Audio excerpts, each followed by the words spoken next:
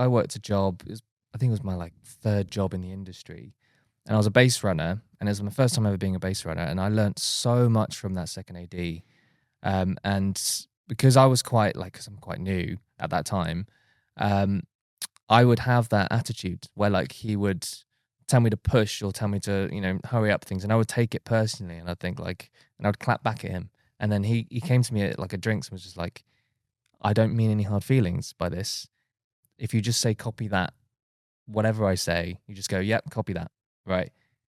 Then it negates any kind of hard feelings that he has. And then the work environment's a lot more positive because I'm not pushing against him and he's not trying to, he's not working with someone with so much attitude.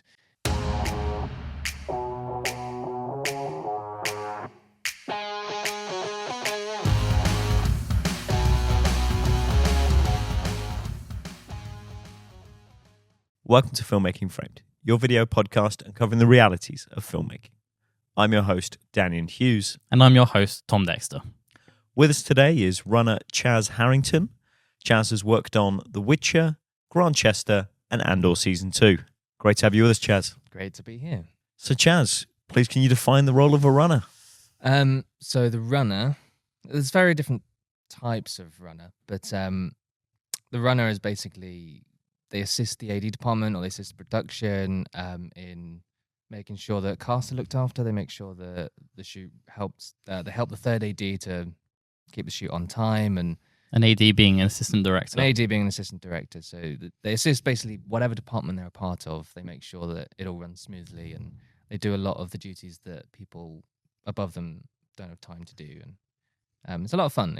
Depending on which version of runner you are and which shoot you do, it can be a lot of fun. I really enjoy it. So it's an entry-level role?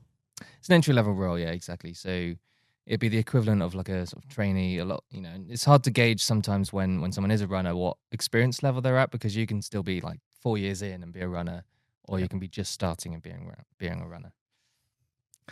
And would it be fair to say that the ability to make a good cup of tea is a vital skill? Oh, 100%. And coffee as well. Like making a good instant coffee is one of the best skills. Yep. In life generally. And for film and TV, that should almost go on your CV. Oh, 100%. Yeah, if you can make a good instant coffee, if you do the trick where you put the coffee granules in, you put like a bit of cold water, you stir the cold water in, then you put the hot water in, and then you put the milk in. Make a paste first. Exactly. Make a paste first, because you don't burn the coffee granules. For those listening, that is the way to make an instant coffee. They'll love you forever. Yeah. Guaranteed. I'd love to explore a bit about how the assistant director department is constructed, but you just sort of got onto a point which I'm interested when they're hiring runners. Do you find that there's a balance between those who've been running for like 4 years and those who are just starting out? When they're hiring, that's sort of what they're thinking about? Yeah, I definitely say so, because it depends on the production. Like if you've got a pretty big production that requires really experienced runners, that really comes into account. Like you're going to need runners that just know what they're doing or can work with certain cast members. And because if you have like inexperienced runners on quite a manic job where there's lots to do, that can slow things down quite a bit, and it can cause a lot of conflict. But that's not to say that if you're trying to get into the industry that you're screwed. Like you are gonna get work, especially on like the massive jobs where they just need loads and loads of people. That's a really great time to get into running, because if there's loads and loads of runners on a production and it's like a multi-million-dollar thing, and you're in as an entry level, like you've only just started, that's a really great place to be, because there's just so many different jobs that you can undertake, whether it's lock off PA or whether it's just being the coffee person, whatever. That's a great way of just getting on set. So you're more likely to get on the big jobs if you're just entry level. But those smaller / medium jobs where just a lot is going on, a more experienced runner is often necessary. And especially if you do it depends on the different types of runner you are. But you can have quite a varied amount of experience depending on what department you're in and what size of production you're in and stuff like that. Just to help the listeners with some of the terminology. So PA in this context means production assistant. So you'll often hear the term set PA or lock off PA, It's a runner role. I think, from my understanding, the confusion is that in America, in the US, in Hollywood, a set PA is a runner. It's the same Basically, same yeah. job, but they say set PA, and because there's a lot of American productions have come over to the UK, runner's a traditional British term. Set PA would be a runner in the US, so they're exactly. sort of the same role. So if we're in this conversation, we mentioned PAs. It's a production assistant, but it's a runner in the AD department. Yeah, exactly. So, do you want me to go through all the different types of runner? I might as well. Yeah, please. So, a floor runner, or a set PA, as they call it in America, they assist the AD departments. They're an AD, and usually they're working their way up in the AD side of things.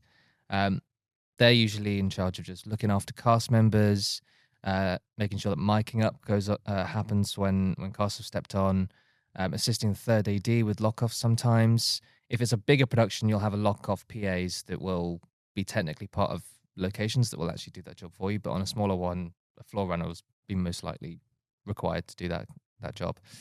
So yeah, floor runners is basically just anything the ADs need, anything the first AD needs. They're the ones who usually shout rolling when you're rolling and cut when you cut, and they also make sure that checks come in and checks are happy as well. And they just checks being sorry. Oh yeah, checks being hair and makeup and costume. It's where they do their final checks before they start turning Exactly. the camera over. Yeah. So they look after that team as well as if the third AD just needs something done, whether they need a camera person to step in, or they need to let something know to grips, whatever. A floor runner can help with all of that stuff, so they can just bounce between departments, making sure things are happening that need to happen. That's a floor runner. So it's quite an involved job. It's probably the most common type of runner, and one that you can progress quite quickly in, because you'll just soak up all the knowledge from other ADs. And then you've got a base runner, which is also part of the AD department. And a base runner is a unit base assisting the second AD, and they're usually involved in getting the cast ready on time, making sure they step into the makeup chair at the right times. Anything that needs to come from base and go to set, they're in charge of that. They're also a big liaison with the transport team, so they deal a lot with the transport team. And every now and then they'll do like AD reports that go from the second AD to production, which feature things like artist step-on times, wrap times, all the information that execs need to know to make sure that the shoot is happening perfectly.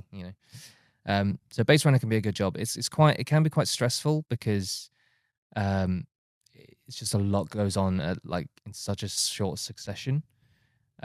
Especially if you're on slightly smaller stuff. You might have a base third with you sometimes who will help with that. Like if there's a lot of major cast members or whatever, and lots of breakfasts to get and people to move in and out of trailers and stuff, you might have a base third to help you with that sort of stuff. But if you don't have the luxury of a base third, you do have to deal with it yourself, and you are generally the first in and the last to leave as well. So although you do get paid more than the rest of the other runners, technically, because you get the most overtime, it can be quite stressful. And but it's a really great in if you want to become a second AD, be a base runner. You'll learn loads about second ADing, because you'll spend a lot of time in the office talking to the second. And then what ones haven't I talked about? So production runner is another one. They're part of the production department, so they don't really have any leeway in the AD world. They help out the production coordinators and the assistants, the assistant production coordinator. Usually you have to be able to drive to be a production runner. I don't drive, and so I can do a lot of work as a floor runner because you don't necessarily need to be able to drive. It's kind of a myth that you have to be able to drive, but I've managed to do just fine without being able to drive. But production runner, you definitely need to be able to drive, because there's a lot of things you'll be running off to go and get, whether it's supplies or food or snacks or whatever it ends up being. Production runner is a very driver focused, even just like delivering rushes sometimes. If it's a bigger budget thing, you'll have like a rushes runner, but that's a whole separate thing. Rushes is the footage you've captured, and you've got to run it off to the post-production team. Yeah, exactly, at the end of the day. And so a production runner, it's a very production-oriented role. So if you want to become a producer maybe one day, or a production coordinator, you'd start off as a PA and then work your way up. I don't know what they call it in America. I don't know if they call it a PA in America just because they have set PAs and stuff, but maybe, who knows. I don't know. We'll get some Americans to write in. Yeah, exactly. Right in. And then crowd. Crowd runner. So crowd runner is also AD department. It's my favorite job. I love being a crowd runner. And any chance you get to be a crowd runner, take it, because it's an amazing job. Some people don't like crowd, but I love it. And basically, a crowd runner is assists the crowd third ADs and sometimes the crowd second as well, who are in charge of organizing and placing all of the background extras on set, also called supporting artists or SAs. And being a crowd runner just basically means that sometimes you get to place SAs yourself and put them in the scene if the crowd third is run thin, but most of the time it's getting SAs from one place to another, or standing by with them, or looking after them as well. But it's a really fun job, and because you don't have a huge amount of responsibility like you do as like a floor runner or a production assistant or a base runner, for example, because you don't have all of that responsibility, you can relax quite a bit and just breathe and just enjoy being on a film set. And there is a fair amount of downtime as well with being a crowd runner, because once SAs are placed or once things are happening, you kind of just have to keep it alive, basically, and you don't have to run around getting demands from people. You can just kind of breathe a little bit more. So I really enjoy being a crowd runner, and I have started stepping up into crowd thirding quite recently, and I love every second of it. It's just a lot of fun. I thoroughly enjoy it. So anyone who wants to be a crowd runner or a crowd third, I highly recommend it. So We're covering a lot of just terminology, but I think it's really helpful because then we can go into a bit more detail in the conversation. Yeah, sure. Could you kind of explain the hierarchy in an AD department? So you've got runner, third, second, first. Can you kind of explain the hierarchy and what each of those roles do very briefly, just so that when we have those conversations, we can kind of help the audience understand? Yeah, for sure. So runner is the bottom of the chain, and then you'll have your third AD just above them, and the third AD assists the first AD, and then in between them is the second AD. So let's go through. So third AD is basically the right-hand man or woman to the first. Basically, that's all they do. And that's a really fun job as well. But you do have to think about a lot of things at once. So it is quite a sort of a job that you have to be ready to step into before you step into it. And being a floor runner will help you with that. And then you'll have just above them, well, in the same level as them, you'll have a crowd third who will be in charge of directing and placing the background extras, the SAs. And then you'll have a second AD who is in charge of, their job is mostly cast orientated. They have to make sure that cast get in on time. They also write the call sheets as well. That's a really big part of their job, is writing the call sheets. Could you explain a call sheet very briefly? Of course I can. So a call sheet is the holy grail document, the Bible of every film production. It has everyone in the crew on it. It has what you're doing in that day, when you start, when lunch is, when you wrap. It has nearest hospital, weather. Exactly, nearest hospital, weather, location, just absolutely everything you need to know. And any question can be answered by looking at the call sheet, pretty much. And if you're missing someone's not there, their number is on the call sheet, and you just give it a call, and there they are. So very crucial as well, because not so many, but a lot of people come in as dailies, which is where you're only hired for a certain few days, not the whole production. And if you come in as a dailies, you can pick up the call sheet and get a good sense of, even what shoot day you're on, what's happening, what the order of scenes are, what needs to be happening before lunch, when lunch is going to be, etc. It's super helpful. It's really helpful. But on some productions, particularly the bigger ones, like when I worked on Andor, the call sheet's completely coded. So you actually have no idea what's going on. You just use it for time and people. But when you get a coded call sheet, that's it's not useful at all. You need a force to be able to read it. Yeah, exactly. Yeah, exactly. You have to be like Obi-Wan Kenobi, just be like, I think we are shooting some scenes today, but I'm not sure what. So second AD writes those call sheets. Writes the call sheets, and in order to write the call sheets, they have to liaise with loads of different departments to make sure that it all runs on time and to the first AD's instruction as well for when they want to shoot things.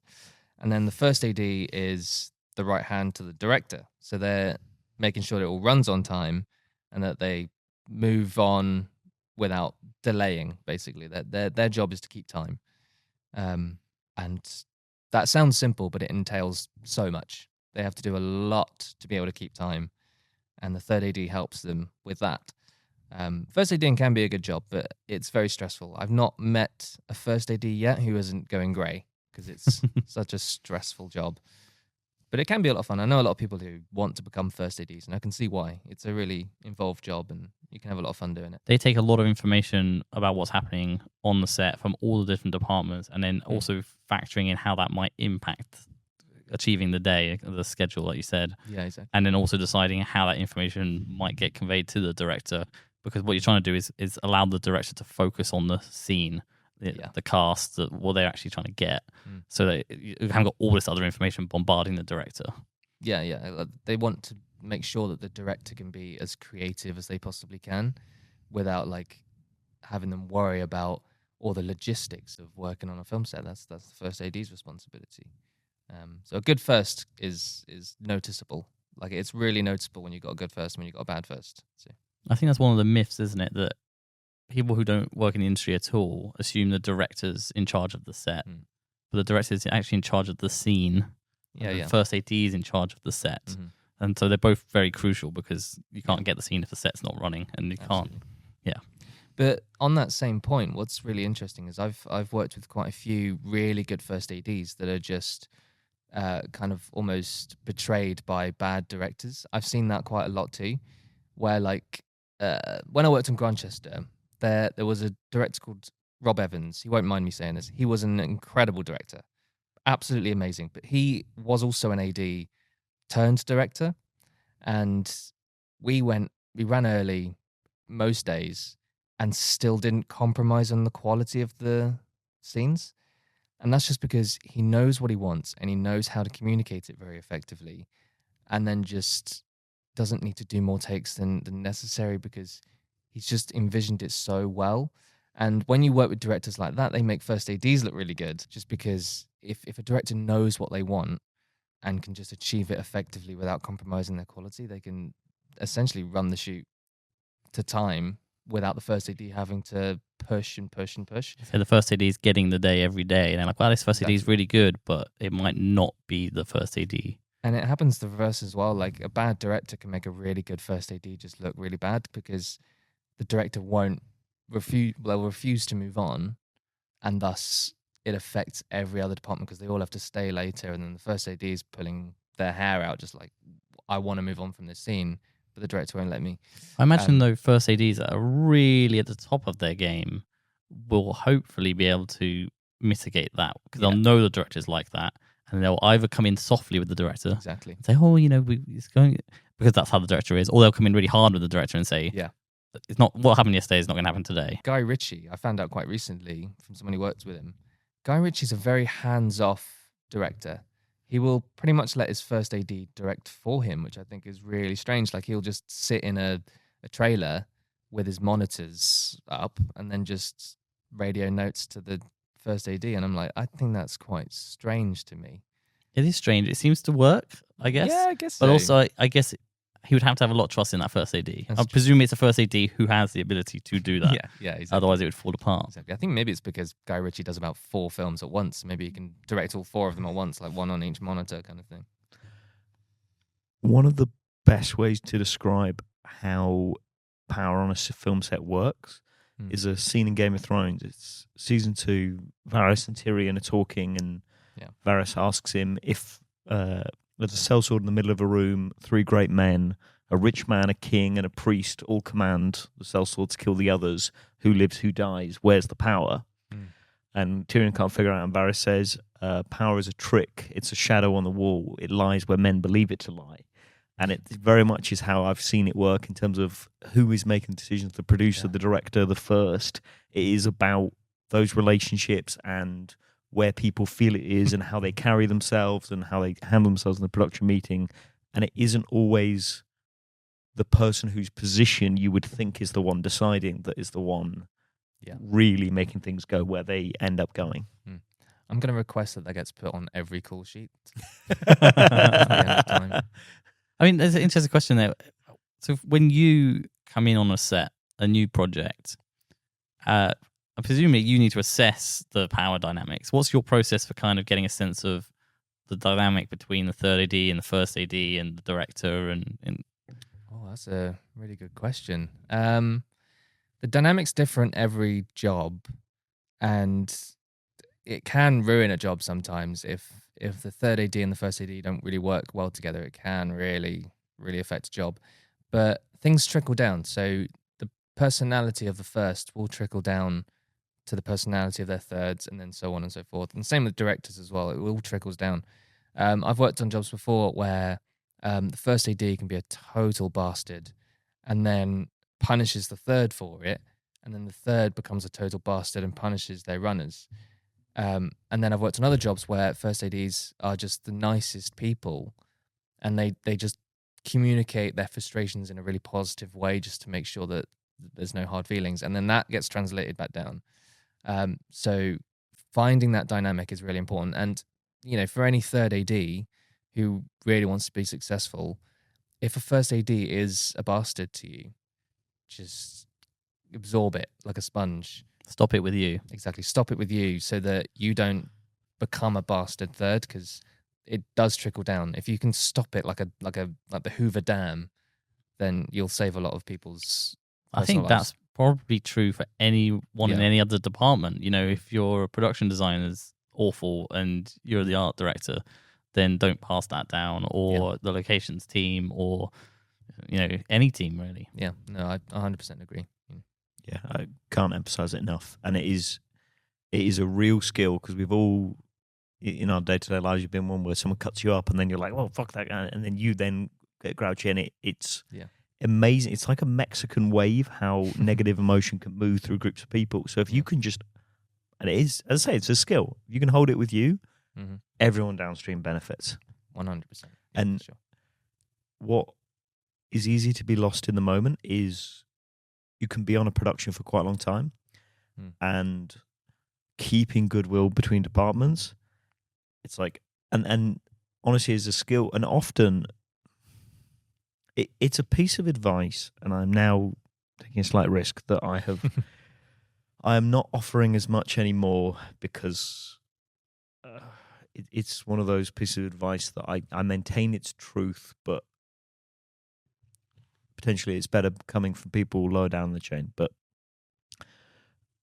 we're on film sets. We work such long hours away from our loved ones. Our commutes can be horrible. You can be filming till 3 a.m. in the rain and so on. And if you do enough jobs, there will be a time where you get bollocked for something that was not your fault. Mm-hmm. And often by a more senior person who is just lashing it. And the instinct is to defend yourself and go, you're wrong because of this reason. Mm-hmm. And my advice that I've offered is you will get further in your career faster if you can eat the bollocking, know that it is not a justified one, go resolve the problem, and often that person will come to you later and go, I am so sorry I spoke to you that way. I was out of order. How can I help you? And they will give you some mentoring or some teaching, or it will be seen by other people, and they will know that you have a credit and you can take it. Whereas if in that moment you push back, lots of people give in to their worst self, and they're like, okay, well, I might have been in the wrong in this case, but now I'm going to look for something where you made a mistake so I can bollock you and it be justified. And so, although it makes sense when you're being attacked unfairly, it is, and it's not right, and bullying in the workplace is something that, so they've gone a lot better on sets, there's a lot more work to do, but it is one that, if you can do it, it does get noticed and it helps you with your career. And I've been more careful about offering their advice, because I don't want it to be like, oh, it's okay for someone senior to just come yell at you. But it is, as you spoke about, often it's like the first screamed at the third, and the third then goes screams at a runner. And it's kind of, and it's why having that skill to end it with you, so you're not passing it down, because it's not just that next person that you've then yelled at, then it can cascade through a set. And having the skill to just take it and know that it is not just the fact that you got yelled at something, it's not a reflection of the work that you necessarily have done. Yeah. It needs a lot of self-awareness as well. You need to be able to tell that you've been upset or frustrated because of how someone senior to you has just spoken to you, and then be able to go, oh, I'm realizing I'm feeling this way.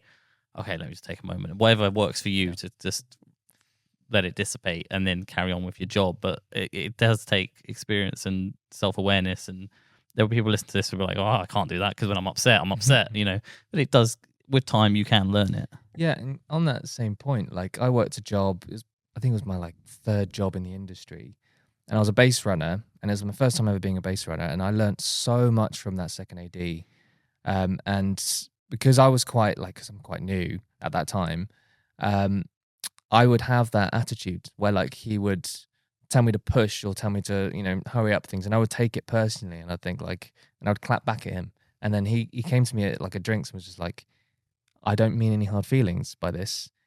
If you just say copy that, whatever I say, you just go, yep, copy that, right? Then it negates any kind of hard feelings that he has, and then the work environment's a lot more positive because I'm not pushing against him, and he's not trying to, he's not working with someone with so much attitude. And it changed my life. It changed how I worked from then on. I became so much more positive and just like, yeah, copy that.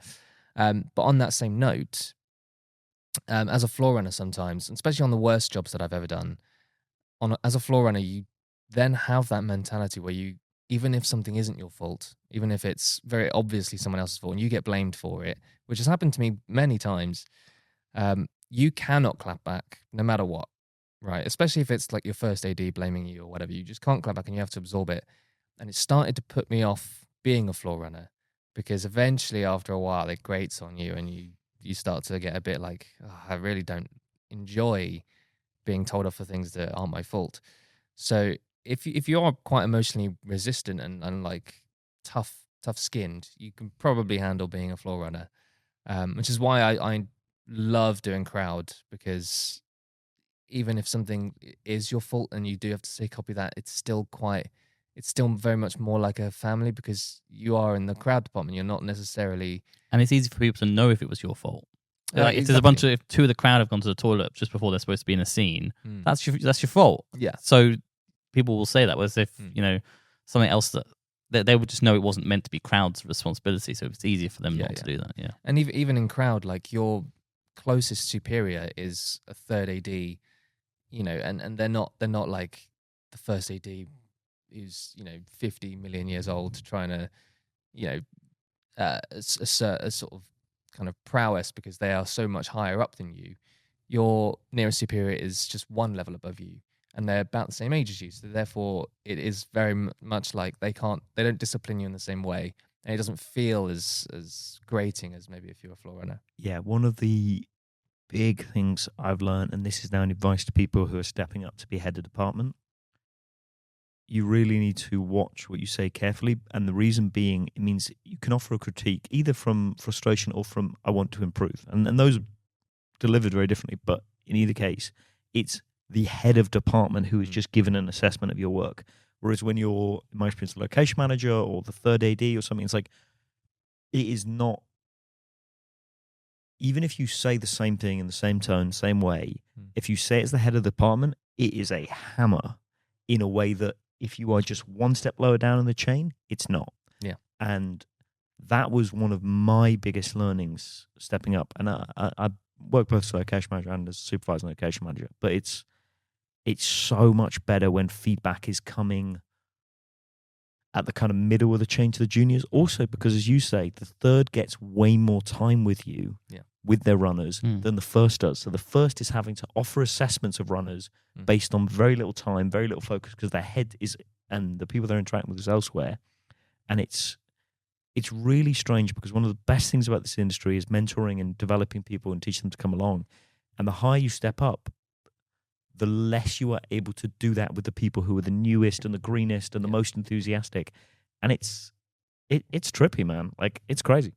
Yeah, no, 100%. Yeah, if a first AD says something critical to you and you've just started as a runner, it's going to hit you like a ton of bricks. You'll be like, I'm never going to work again. It's like, it's like that was just her assessment in that moment at that time. But to be fair, it is quite good when, like, this is going to sound really backwards, but sometimes those moments where you do feel a bit like shit, and but perhaps it's coming down from above, and then you become thick-skinned, and then you get a bit of consolation from it, and then you can move on, and then later on down the line, like a year later, that stuff doesn't affect you as much, and that's growth, and you do feel a lot better, and you can handle a lot more. And I want to be a director eventually, and being able to take tough love is, I think it's going to make me a better director in terms of giving tough love. If I know how it feels to receive it, then I know exactly how to communicate with the team. When I finally step up. Can I extend some of the advice? But I'm not totally sure it's the best advice, so I'd be interested to hear your guys' opinion. The one where you said, just say copy that. And so say the second AD or third AD or the first AD, they've said something critical to you, and you just have to say copy that, even though you were either already doing it, already have done it, or it wasn't your responsibility to do, but you will do it. One thing also is that you might then go talk to your equal, so another runner on set, and have a moan about what the second AD just said to you. And my advice would be, if you don't need to do that, don't. And the reason why I'm not entirely sure that's good advice, I think it's good advice because it can very quickly create a toxic environment where you and the other two runners all think the second AD is awful, and you spiral into this thing where you're all basically constantly criticizing them, and it just makes the whole mood go down. It makes how good you are at working in the role go down, and it just affects the mood of the whole set. The reason why it might someone might critique that advice is that it's also a really good way when you're doing long hours to just let it out, and you might not want to hold it in. So I'll be interested to hear what your opinions on that are. But in my opinion, you should just avoid spreading negativity as much as you can. So if you were going for an ideal state of being, it would be Thumper from Bambi's Rules. So if you can't say nothing nice, don't say nothing at all. Often we fall short of that. But that is if you're going to design a way of being. The next thought on it comes from the Buddha, is like, when anything bad happens, you get struck by two arrows, which is the thing that happened and then the story you tell yourself. So there are times where you just hit your, and you see it a lot with young children, where if they'll fall over and scrape their knee and then look up to the parents to work out if it should be a thing. And if the parents are like, "Oh, you okay?" they'll often start crying. But that's because they then go, "Oh, this was significant." And, it's the classic, you get caught up in traffic, you can be like, "Well, screw that guy." Or you can be like, "Well, I'm sure they're rushing to the hospital," and you'll feel way better about it. So you can get spoken to in a way that's not great and be like, "Oh, that was annoying." Or you can be like, "Yeah, that guy is a dick." And that's where you're right, where it can spiral, where it becomes the story you tell yourself is of that you're being maligned and treated unfairly. And often that is so much worse than whatever the interaction was. So it's in the same kind of way as the Bambi rule, the highest state of being would be if you never moan on set, because it's also a agitation of you don't know people's relationships. You don't know who's sleeping with who. You don't know who's friends from this. And also, we've all heard of it. I'm sure that it's not the correct term anymore, so I'm curious what the correct term is, but Chinese whispers. Well, it's often where you're like, "Oh, so-and-so said this," and you can't remember exactly what was said, and you're like, "Oh, I think they said that." And then it goes one further, and I think they said that, and I think they said that. And then by the time it gets back to the person, the original person had been calling them, Nazi on steroids, and it's like, I can't believe it. And it's strange, but it's like, if you complain about someone, it is kind of awkward next time you interact with them, because if you feel slightly bad, and you also can't be certain they hasn't got back, and it creates a tension where if you can say nothing, you're ending it just on what was said to you. So if I was giving advice, it would absolutely be just keep it inside. People will not always manage that, and there can be a thing where you go and you complain to someone and you're able to let it out. If you have a supportive family and friends at home, though, that's one way. You just go home and think, "Oh, the second AD I was working with again, just awful." Yeah. And that, I think, would be the halfway house, which is there'll be times when you need to complain as much as you can complain with people who are out of the industry, because there are times where you let yourself talk about people you like and respect in ways that don't reflect your full understanding. It's like, you know, with a loved one, with your parents, there are times growing up you were like, they hate me or I hate them or whatever it was. And it's like, that does not capture your actual relationship. That captures that moment at time. It's also that you might not understand why the instruction exists. So you could be like, oh, the first AD has made me set up the coffee table again in a third different place, and I've just set it up, and it's really annoying, and it's really annoying to you, and it is annoying, but there were actually really good reasons for it. Yeah, and the director of photography changed the angle of the shot, or so just come back to you then, Chas. I guess there's a question there. How do you manage relationships on set with the different departments that you work with other runners, with the ADs? Any advice you have? Well, I mean, you do have to manage quite a lot of relationships as a runner and an AD, because you do have to liaise with basically every department. But it's all just about how you communicate things. So one of the best pieces of advice is never demand anything, always ask.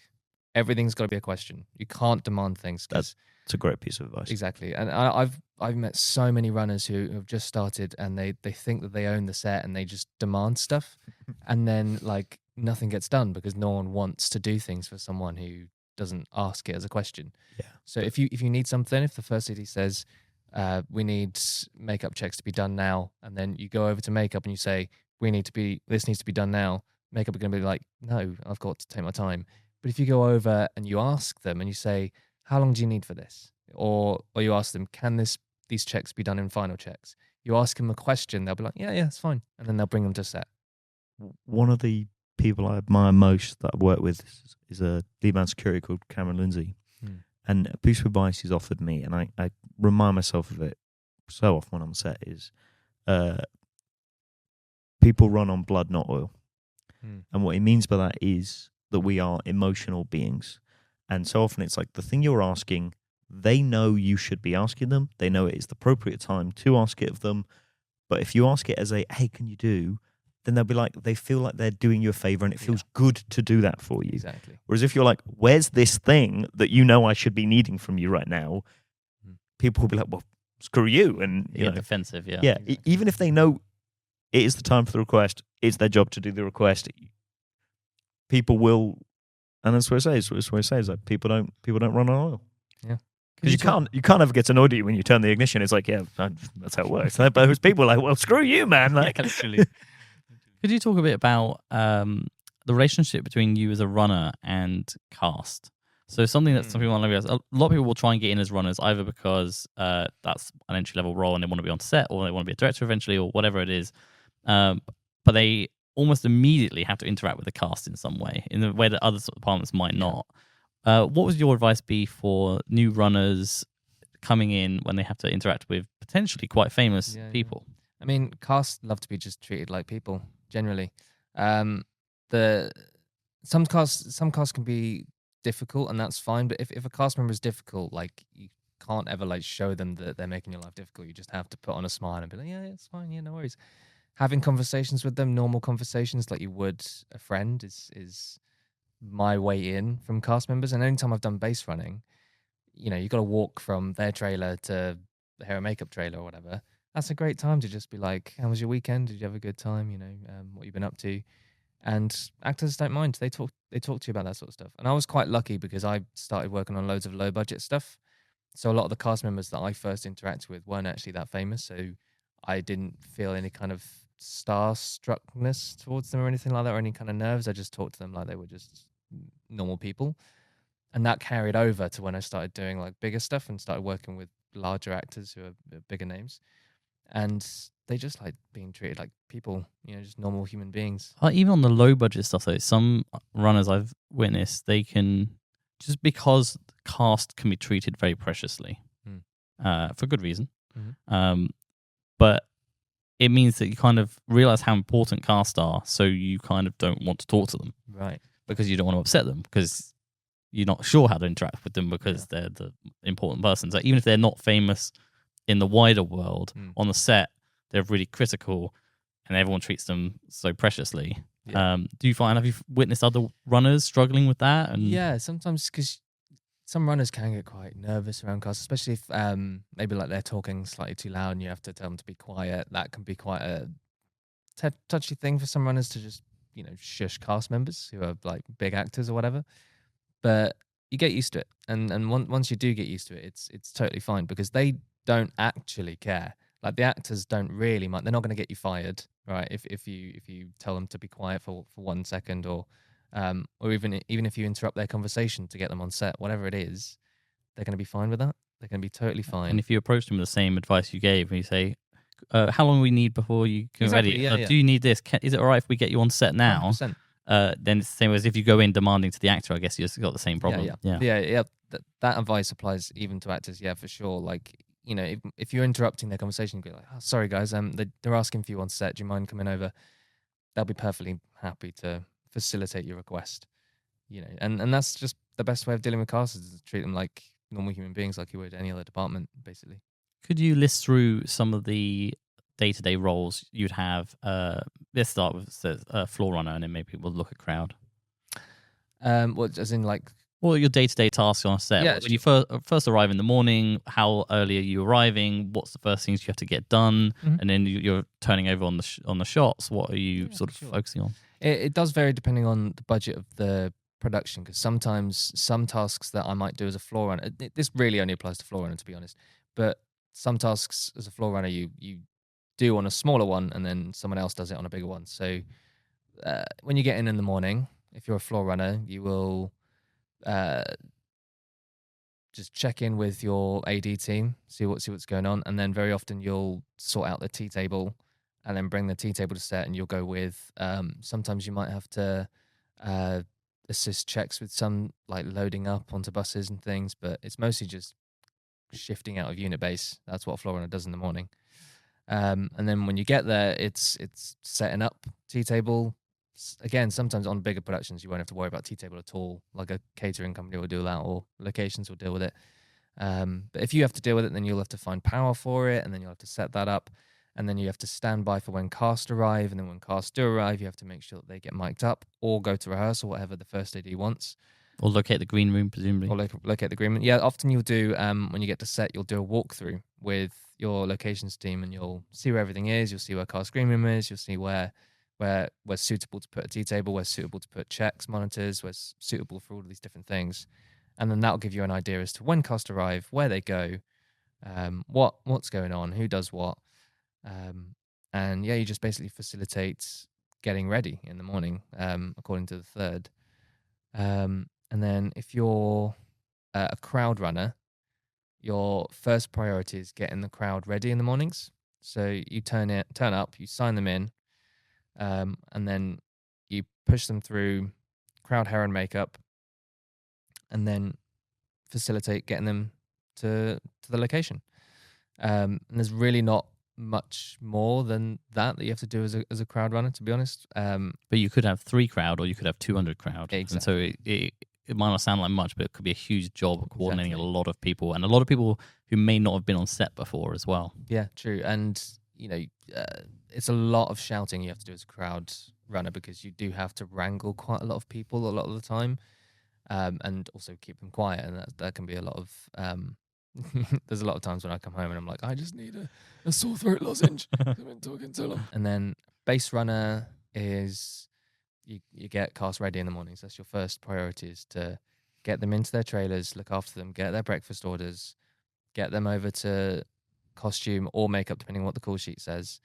Anytime I've base run, on my way to set, I try and memorize the times. Especially if there's not a lot of cast members, I'll try and memorize their times that they're into different things, so that way I can keep track quite quickly, because then I can just look at the watch and be like, oh, it's 4:10, I've got to get them into makeup, and then you get them down to set when the third AD requests it, and then off they go. And then the rest of your day is either doing AD reports or assisting the floor with whatever they need, basically.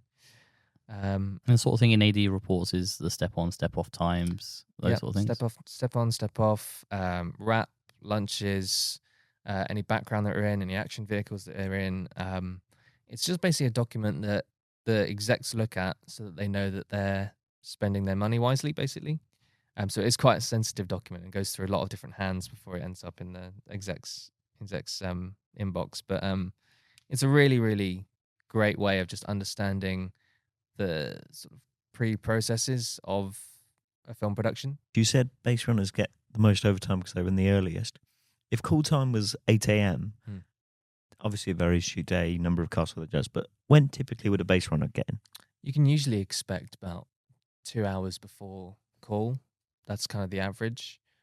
And then easily like an hour to an hour and a half after call, depending on what it is, because you do have to stick around for when they de-rig and then get them in the car and out of there. So when that last cast member is gone, then you can go. So if a filming day is 8 till 7, for example, that could be you're in at 6 a.m. and you're leaving at 8, 9 p.m. Exactly. Yeah.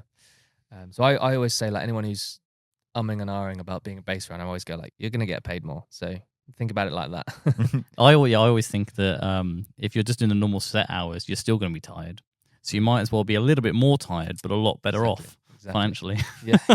It's like, because you're still going to be tired anyway. You might as well do the extra 2 hours and take the overtime. Yeah, it's not necessarily good advice. If you want money, great advice. Yeah, exactly. Yeah. I'm curious, what are the qualities you think make someone a particularly good? It's slightly an unfair question because it's different if it's base versus crowd. But what do you think the qualities make someone a particularly good runner? Proactiveness for sure. Like, and it's like what we talked about earlier with just a good attitude, just having a good positive attitude and being really, really proactive, but also just get good communication skills. You know, the better you can talk to people, the better you're going to be as a runner. Yeah. What about for a third, second, first? For a third AD, good quality for a third is being able to like think about multiple things at once. This is why like you don't want to step up too soon as a third, because if you do step up too soon, you'll just burn all your bridges because you won't know what's happening. Because the best thirds in the world can think of loads of things at once, so they can think about when a cast is arriving and at the same time think about helping out certain departments that are needing certain things, and action vehicles are coming on, and when an SA is going to be needed. Oh, there's a rehearsal happening, so perhaps we should get this sorted, and at the same time thinking about other things. That's what a third AD is constantly thinking in 5 or 6 minds. And getting that information, presumably, so you also need to be aware of all the things you need to be aware of. Exactly. So sometimes it won't be handed to you on a plate, so you need to be like, I need to start my day making sure I know where all those things are happening and what's going on, so that you are the most informed. Exactly. And, something as simple as like, oh, so we've got 50 SAs turning up. That's not the last you need to think about it. You need to think about, okay, where are we storing them? How are we going to feed them? Where they're going to be needed to store close to set. How can we keep them local? How can we look after them? Because sometimes, a crowd third might have some, say in that, but they're not going to be on set until when the crowd are on set. So if you're on set first, you need to make sure that goes smoothly, that they get in and they can be situated, and then you can coordinate with the crowd third to make sure that happens correctly. I was going to say, one of the good things about a runner, which is probably true of a lot of departments, but is adaptability. So when you said that you come in and get a walk around with the locations, and they said this, there. When you're a floor runner and you're on set, you're following that unit around. So you're arriving at different locations, especially as a runner level, you probably haven't seen it before on a recce. So you are having to come into a space, assess where all the things are that you will need to know, and then action and process those spaces. And that will change every day, No, exactly. And that's the thing, is that like third ADs have to think about all of that as well as all the other logistical stuff. So third ADs are also in charge of, or have some say in what dailies are brought in as well. So they often have to do like dailies counts and things, where they have to like organize how many dailies they're going to need on different days. So they have to do a lot of admin as well. And they're also in charge of radio prep and radios on set as well. So anytime there's a radio issue, that's a third AD problem. So there's a lot to think about when you're a floor third. It's very different to crowd third. But floor third can be still quite creative, because if you've got 4 SAs on set, that's a crowd third's responsibility. So floor third's responsibility. So a floor third will deal with a lot of SAs when there's smaller numbers, and then a crowd third will deal with the bigger numbers in that sense. And the crowd thirds can be dailies as well, just for people to listen. So sometimes Yeah. the production will only have lots of essays for a week in a 4-week shoot. So that would be when they would hire dailies crowd team. Yeah, exactly. And crowd thirding is a great job if you can get it, because I know this is a bit of a tangent, but I really enjoyed the crowd third jobs that I've done, even though I mostly do crowd PAing nowadays.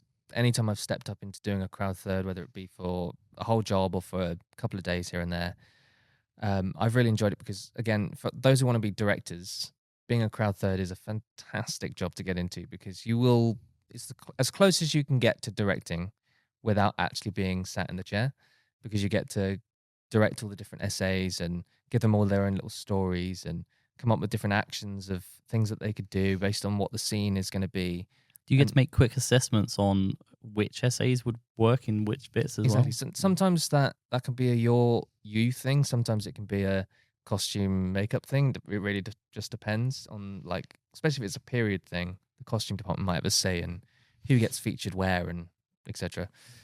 I did a crowd third job on a film about the Beatles. I think it was last year I did it.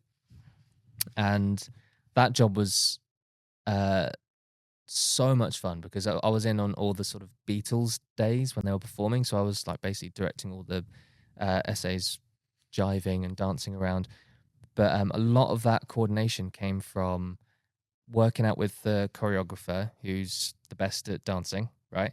Working out who looked the best costume wise with the crowd supervisor, costume supervisor, and working out who has the best look in terms of what the director wants as well. So it's coordinating all those things at once to make sure that it looks as good as possible on camera. And when I did that job, I got really close with the director, because I was constantly checking with him just to make sure this all looks great. Do you want more stories here? Like, is this placement working for you? And we just became really, really good. I still talk to the director now because we became such good friends on it. So those who want to be directors, I would recommend getting in as a crowd third, because you'll learn a lot about directing before you actually step into it yourself on a professional set. You'll just learn about how to make stories happen visually, and that's just a really interesting thing to think about and to do on set. You could probably direct your own music video straight off that, because you already done it, essentially. Yeah, basically. Yeah. Amazing. And yeah, I mean, I've directed quite a few short films, and the knowledge that I've learned from being an AD has hugely benefited the on-set environments in my short films, and even just the way I talk to actors, the way, even just like what I was saying earlier about not compromising quality for the sake of time. And a lot of directors don't necessarily know that, because they want to get, as good as possible a performance, but then it takes so much time. Whereas I think being an AD, you do understand how to get the same amount of quality, but in the least amount of time. And I think that's really, really beneficial. Could we flip it over a little bit and maybe look at how you would start off as a runner? So, what was your background? Were your family? Did you have any family in the industry, or how did you find your first role as a runner? So I don't have any family in the industry. I have no connections whatsoever. My mum's a cleaner. And my siblings don't work in it. My uncle doesn't work in it. I had no family in the industry whatsoever. But I went to university. I've always wanted to be a filmmaker. I've wanted to be a filmmaker since I was like 7 years old, since ever I picked up a camera. So I went to university, and I got into university because I made a bunch of short films with my mates on the weekends at school. Got into uni, did a film degree for 3 years, made loads of connections, made loads of short films while I was there. And then coming out of uni was COVID. So there was lockdown. So I was literally just about to, I was applying for loads of different film jobs and trying to make my name. And I got a couple. So I worked on Jurassic World as a lock-off PA. And I did a few bits of marshalling and things like that here and there at the beginning of the COVID, and then it was lockdown. And then I applied for, once lockdown had been lifted, I applied for the Screen Skills Fellowship program. And from that, I got my first trainee AD gig. and then it just sort of snowballed from there. I made loads of connections on that first job. Made a few, worked on a few other productions, and then got an agent, which was Loop Talent, and then they got me on a bunch of other stuff, and I made some commercial connections that way as well. And then I just kept sending my CV out to people that I knew, or people that knew people that I knew, and it just sort of snowballs eventually. But yeah, that's kind of my progression, I guess, into being a runner. And I'd highly recommend anyone who wants to be a runner to do screen skills, for sure. Try and get into screen skills, especially if you don't have any connections and you're from a working class family like me, where it's maybe a bit trickier to get in that way. Screen skills offer a lot of support for people who want to get into the industry and make their name in the film business. We talk a lot about how the way you get jobs is by knowing people. And that can be really frustrating when you hear that, because people go, well, I don't know anyone, so then how am I supposed to do it? There's no online job application, like obvious one, to get into, especially from a working class background. But like you say, the screen skills or making the films with your friends when you're at school, and you're building a network through doing those sort of things, and then eventually those networks will start entering into the industry, and then that's how you then know someone. So you can, even if you don't know anyone, you can start generating that network by going to a community thing, doing 48-hour film challenges, or doing screen skills, which is one of the best ones. And one of the things with screen skills, though, is that they're not really looking for people with zero experience, but they're not looking for people with too much experience. And so I found that a lot of people did lose out because either they had absolutely no experience whatsoever, or they bolstered their CV and they had a bit too much, and they didn't want those either.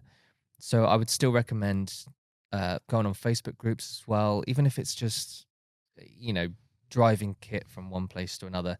Whatever it ends up being, no matter how small, you're still going to make some sort of connection, or, some sort of name in the industry that's going to recognize you and be like, oh, maybe you can help us out on this job or that job or whatever. So I do highly recommend just getting in at the ground floor in any way you can and just talking to people. And also, making people aware that you want to be an AD. Or want to get into this department or whatever. That's always a really, really good shout. It's just make it known where you want to go in the industry. And people do ask you a lot, and they'll ask you, what do you want to do? And you go, oh, I really want to be an AD. And they go, oh, maybe we'll get you on like a dailies thing here or there or whatever. I know someone who's a third and they're hiring a runner at the moment. Let me put you in touch. Yeah. And even once you've got into the business, and I'd say this like after you've done a couple years in the industry, but sometimes people ask you like, what do you actually want to do? Like permanently, like what do you want to actually go into? And for a while, a lot of people are a bit touchy to say things like, oh, I want to be a director or I want to be a writer or whatever. But I say go for it. Honestly, go for it, because if you do say that, they will give you opportunities related to that. People genuinely aren't like, oh, you want to be a director? Oh, get out of it. They actually do support it quite a lot. So also, you can have a friendly conversation about, what sort of things do you like to direct? And you just have a nice, interesting conversation, because a lot of people love film when they're doing it. And then a couple of years down the line, they'll go, hey, didn't you want to be a director? There's this opportunity which would be really suitable for you, actually. Would you want to apply for it? Something as basic as that can, by just saying it. If you don't say it at all, then you sort of negate those opportunities. And I've had directors before like ask me that question. I go, yeah, I want to be a director. And they say, oh, I'm doing a thing. Like this is how I got a shadowing opportunity a couple of years ago. Because a director asked me, oh, what do you want to do? And I was like, oh, I want to direct eventually. And he was like, do you want to shadow me next week on this job I've got going? And I was like, yeah. And it was a great time. I learned a lot. And, I find it's only a problem if you try and direct on behalf of the director. So yeah, exactly. When I first started out as on a paid work, I was a location marshal. And there was another marshal, and he would go up and tell the DOP how to shoot the shot. And it's like, what are you doing? Well, I want to be a DOP one day, director of photography. I want to do the camera stuff. Don't go telling the seniors, how to do their jobs, but absolutely say, I'm interested in being a director of photography, and observe and learn and make sure you still do your job. But if you're in the mindset that you're there to learn stuff, and that's as far as your prerogative goes, you're just there to learn, they're really, really supportive of that, because they'll just teach you. They'll teach you everything they know. And you never, ever learn everything. There's always stuff that you can possibly find out. Even people at senior levels are still learning, because every shoot's so different. Yeah. And when I was at film school, there were a couple of people there that sometimes they do think they know it all, and then when they actually get into it, and then they get asked a question, they have no idea what that means, and they go, and then it's really awkward. And it can be an amazing time. You can build amazing connections, but for people who haven't done film at university and they're like, well, that means I can't work in film. It's like, I promise you that's not true. The most common consensus of what I've said I'll talk to them about that and talk to them when you work on film is like, yeah, so set doesn't reflect my bachelor's degree almost at all.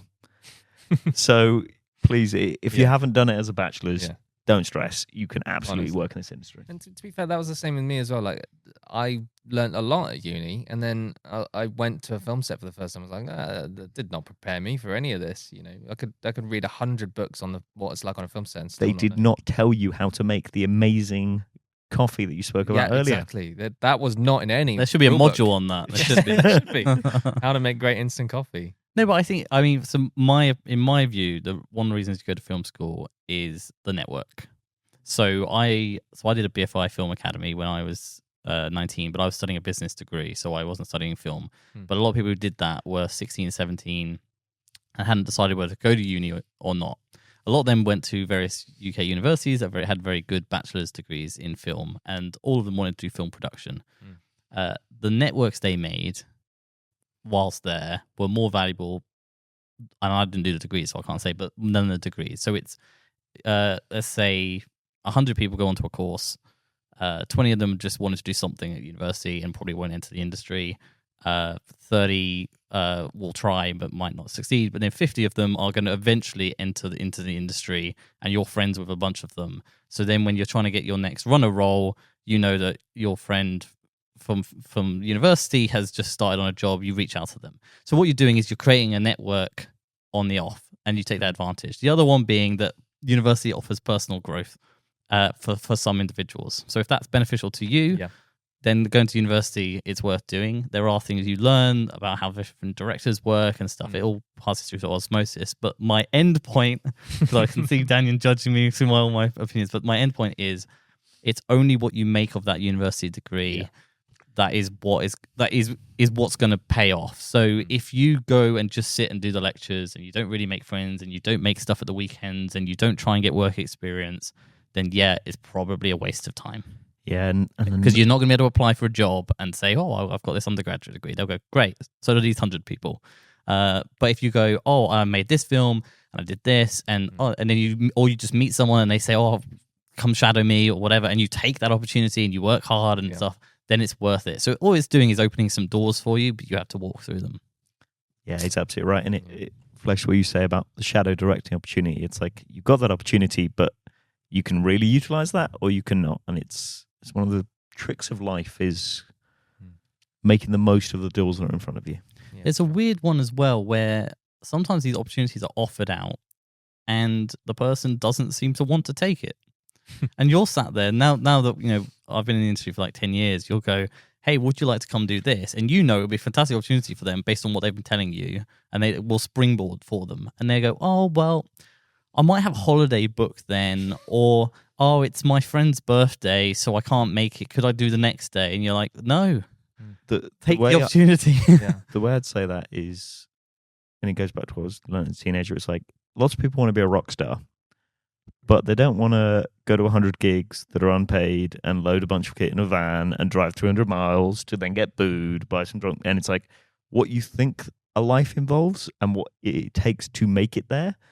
A lot of people can only see like, man, it would be great to be a sports star. And it's like, okay, now go exercise every day and never eat pudding. And, and it's a lot of people say they want to be, the most common is I want to be a director, I want to be a writer, I want to be a director of photography. But like you're talking about, okay, well, great. Third AD is an amazing way to learn that. Or, oh, I want to be a second. Fantastic base runner. It's like there are places you can put yourself that are not the most exciting to learn to help progress in that career. And it's a lot of people want to skip those kind of roles. And it's like, cool, you can try and skip those roles, but you'll skip the learning that comes from that. And I'm just going to do a throwback here. So our episode 1 was with Toby McDonald, who is a BAFTA-nominated director, and he's directed Extraordinary for Disney. And he started out as a runner.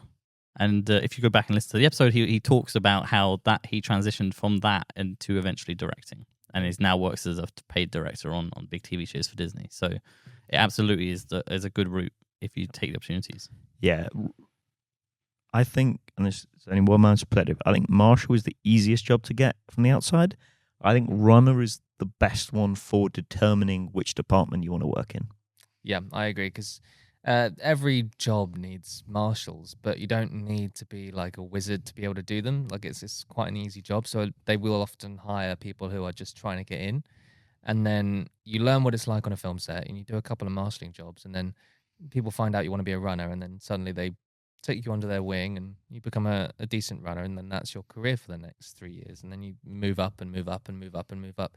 So I highly recommend marshalling. I think everyone would say the same. Is marshalling is probably the best way to get in.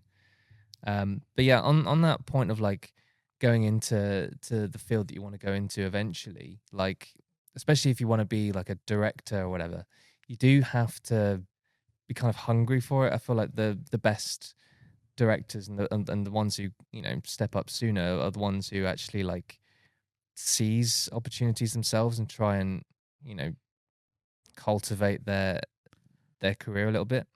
And with me in particular, like the film I just made, the short film I just made, Stay Calm, I made that for all of my own money because basically I really struggled getting film funding, but it is kind of like winning the lottery, film funding generally. It's very hard, yeah. It's really, really tricky for anyone to get into film funding unless you've got like Harry Potter sitting on your desk. But so I self-funded that, and that was over like 3 years worth of funding. And like the first year I was in the industry, I lived in like a crappy council block, paying £400 a month rent, just living as cheaply as possible so that I could save as much money as I could. The second year I did a lot of jobs out of London, which was like mostly accommodate. I was very lucky in that second year to get loads of out of London jobs where they would just accommodate me, so I didn't pay any rent really. And then I moved to London, and then I just kept trying to get as much work as possible and trying to throw my CV at as many things as possible. And then, most people would save up and put a deposit down on a house. I put it on a short film. So if you want to be a director, sometimes you do have to just take the shit stuff to try and make the good stuff, and that's basically what I did for 3 years, is that I would just try and live as cheaply as possible, save as much money as possible, and then spend it all on some script that I was actually passionate about, rather than just waste money on things that I probably didn't even need in the end. And when these films are ready and if you want to share them, we'll absolutely share them for you. Oh, cheers. Yeah, I appreciate that. And I'm trying to find a good way to say it. You have my admiration, man. Appreciate that. Like, no, because it's easy to fall victim to lifestyle inflation, and a lot of people on sets have shorts that they want to make and would love to make them with other people's money. So for the fact that you scrimped and saved on that, like, that's a real credit to you. Oh, I appreciate that. Yeah, and anyone who wants to be a writer or director, I genuinely like, and even being part of the film set, you can ask for a lot of favors. I've met a lot of people who have done me a lot of favors, in my filmmaking journey, and so I highly recommend it. And I can't sing the praises of and you would offer that too. So if someone's like, I'm making a short, would you AD for it? Oh, 100%, it all goes around, It all goes around. Yeah, like I've location managed for what worked out to be less than minimum wage to help a friend. If you consider the amount of time you spend on it, like, people are a lot more giving than you'd expect them to be. Oh, I agree. I want to kind of transition. So, why directing? What is it about directing that speaks to you? Well, I originally wanted to be a cinematographer, but that was when I was like 13, because I was just obsessed with cameras, basically. I couldn't take my hands off VHS cameras, and I got cameras for my birthday, and I was just obsessed with cameras. So I wanted to be a cinematographer, and then we'd make short films with my friends, but then I would sort of also be unknowingly directing them as well. And then after a while, like my friends pointing out, when this was like when I was 16, 17, they were like, do you want to just be a director? And I was like, I think I do. I think that's what I want to do. And I went to university, and then I directed my first proper actual short films that weren't just with my mates.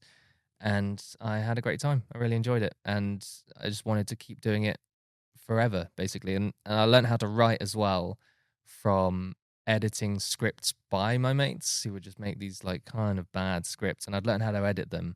Also, I watched loads of movies when I was growing up. Like, it's all I did, you know. Um, and so I've always had that like in my DNA to just make films and make films in that way. So, you know, and university just reaffirmed that. It just reaffirmed that I just wanted to be a director. Whether I was good or not, who knows, right? It's up for debate. But also, you get better over time. So. Exactly, you get better over time. And I don't think I was particularly very good when I first started at uni anyway, you know, but now I've got to a stage where I get compliments from shorts that I've done from people who have worked on them because they just had a good time. And for those who want to be directors, I highly recommend just being an AD or being a floor runner or just working on set and learning those communication skills that we talked about earlier, because it's just made me a better communicator. It's made me appreciate people more. And film is, you know, being a director is like, as if I know anything about it really, but it's half the creative side, and then there's also a lot of like other stuff that you have to deal with. It's, you know, the creative part is like only 50% of what you actually have to deal with. You do have to talk to a lot of people. It's a people-facing job. You have to also do a lot of logistical stuff as well. Like, you know, communicating ideas is a big one. Getting what's in your head out is Exactly. a big part of the You know, role. Yeah. anyone can call themselves an artist, but you still have to. And be a people do. person. Yeah, exactly. You still have to be, you know, a decent human being. Otherwise, you know, people don't want to work for you. And people do feel better when they're making a piece of art that they actually enjoyed working on and they think is good. You know, I've worked on quite a few jobs. I worked on a film, 1917. I worked on that. I did a bit of crowd PAing on that, and everyone was in the mindset on that film that this was going to be a good film. Everyone knew it was going to be a good film, and it was so different to just work on a film set where everyone knew it was good versus a film set where everyone thinks it's a bit of a shit show. Because the jobs that are a bit of a shit show, people don't care as much, whereas people care a lot about the films that they know are good. So yeah, being able to cultivate a positive environment when you eventually get to directing, when I eventually get to directing, and I want to keep that up. So every film that I ever direct in my future, I want to make sure that people enjoy working on it and that it is also a good thing to work on. So that people come away from it and just, even if they have to run over by 15 minutes, they don't feel guilty about it because they still really enjoyed working on it. Or if they have to like sacrifice one thing to be able to make this film work, people are more inclined to just do that because they think that they're making something special. I know I sort of went on a bit of a tangent there, but that's genuinely what my ethos going forward as a director. And I think other people should carry that as well, because then we'd get so many like better directors out there if people just have that ethos about them, where the, you know, no one wants to work with the tortured artist. People want to work with someone who's actually really good at making art, but also really good at just being a person. Yeah. I think, you know. I think everything you said is amazing, and surprisingly, I want to highlight the last thing you said, because for me, it has been the thing that has been most surprising, and it's one of the things that the podcast has brought home for me. Of when people have spoken about their favorite jobs or the best bosses and stuff, it's always been that the person was created an environment that made people feel happy to be there. And I don't know, maybe it kind of speaks to me, but I had kind of understood it that it would be more tilted towards, and I say more tilted towards, it hasn't been tilted in any way towards that tortured genius. The tortured artist is the one that kind of makes it almost into the public consciousness. Yeah. But then for the people who are on the ground, it's about the people who make them feel happy to be there. Yeah. And as I said, I wanted to highlight that because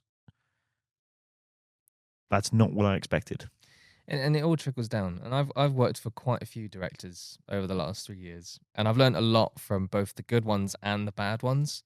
I'll probably learn more from the bad ones, to be honest, because you realize just how much it affects different people.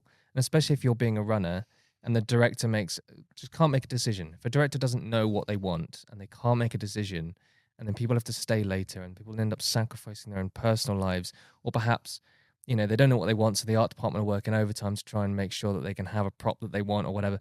you realize it has this domino effect where people's lives are just getting affected by your, lack of Indecision. preparedness, and so I implore like every director, as a runner, as someone who's experienced it, I implore every director to be as prepared as you possibly can, and also, be as appreciative of everyone's hard work as you possibly can, because they're making your vision.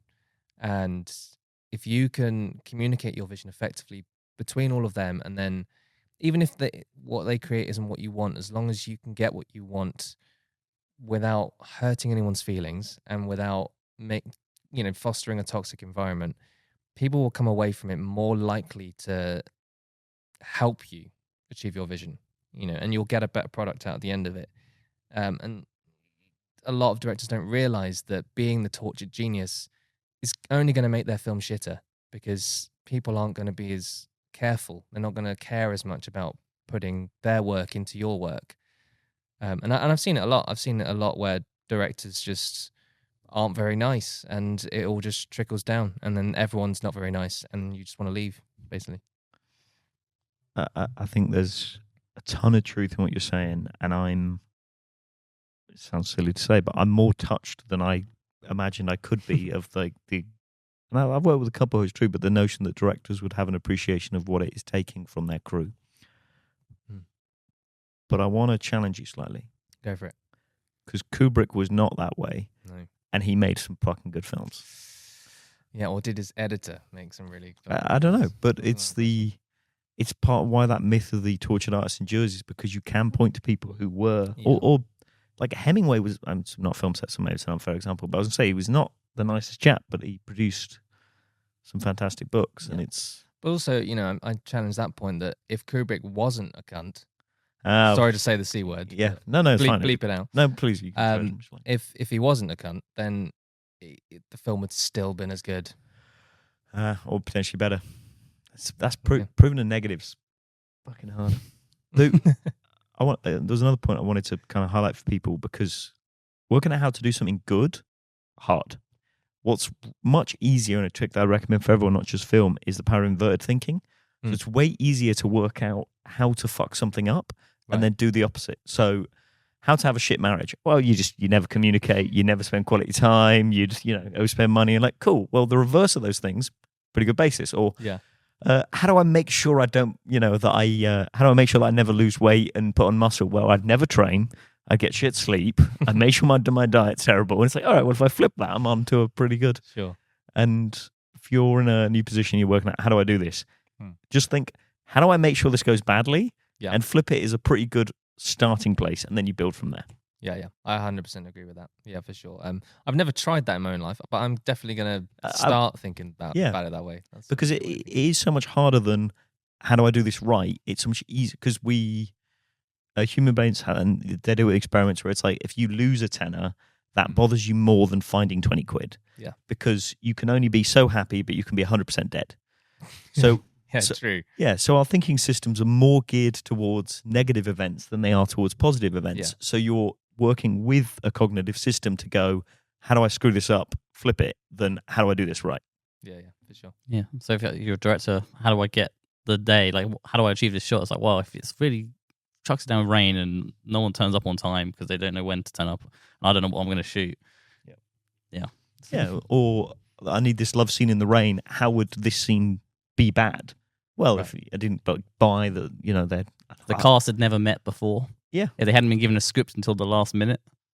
Yeah. And sorry, there's another kind of quote from Game of Thrones, comes from he talks about the best things worth writing about, or the only thing worth writing about is the human heart in conflict with itself. And it's like, are you exploring that in your scene? God, you know the best quotes. It's the earpiece. I got to thank her. We'll do a special episode just of Daniel sat here quoting. Yeah.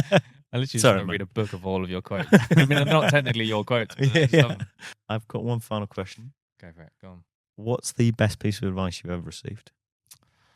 Oh my God, the best piece of advice I've ever received. Doesn't mean to be linked to the industry. Maybe just don't be a dick.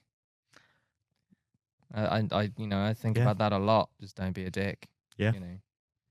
And anything I do, just don't be a dick.